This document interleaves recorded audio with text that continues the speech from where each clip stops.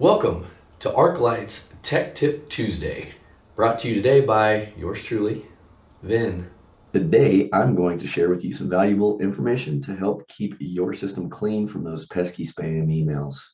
We've all received that email from a friend, coworker, boss, or an online service that we use regularly, but how do you know if it's legit? Important side note here. If you open an email, that will not harm your computer. But if you click on a link within an email, that's where the damage can happen. Most people think they have a spam filter because they see junk folder in the list inside of Outlook.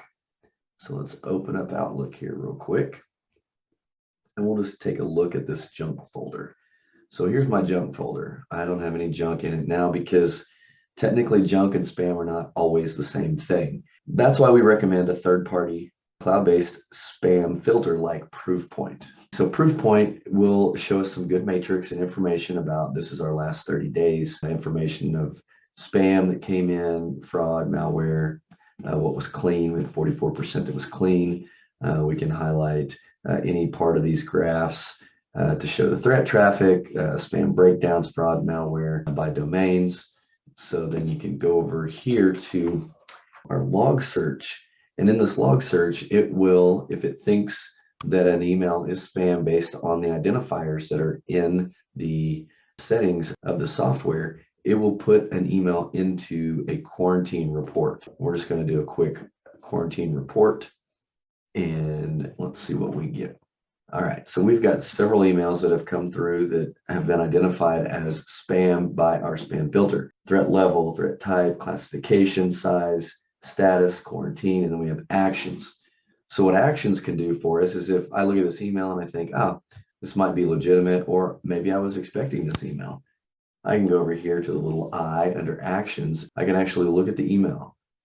Once I look through the email, I can decide what I want to do with that. I can release it and it'll go to my inbox. I can report it as false positive. It'll go to my inbox. And I can delete it, show images, or download it. We're going to close it because I know that it is spam and I don't want to go into it. I don't want to do anything with it. We also have an emergency inbox. So just in case you needed to send an email, you would be able to open this up and send an email through here rather than Outlook. We can go down here to our security settings. We can look at filter policies. So if we want to create filters for specific domains, or if we've got China, Russia, then we're going to quarantine it. We can look at a senders list. We can block senders. We can block domains.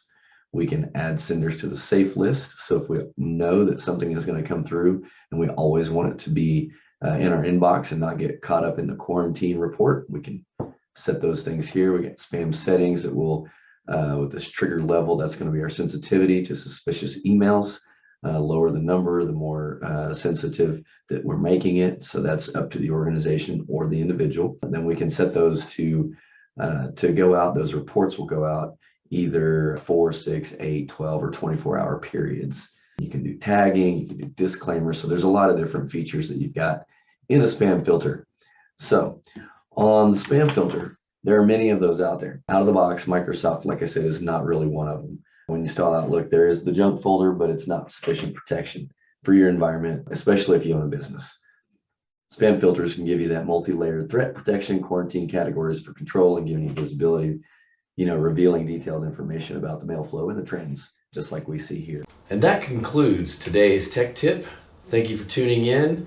Hopefully you got something useful out of it. Please check in with us again next week and we'll bring you another technical tip.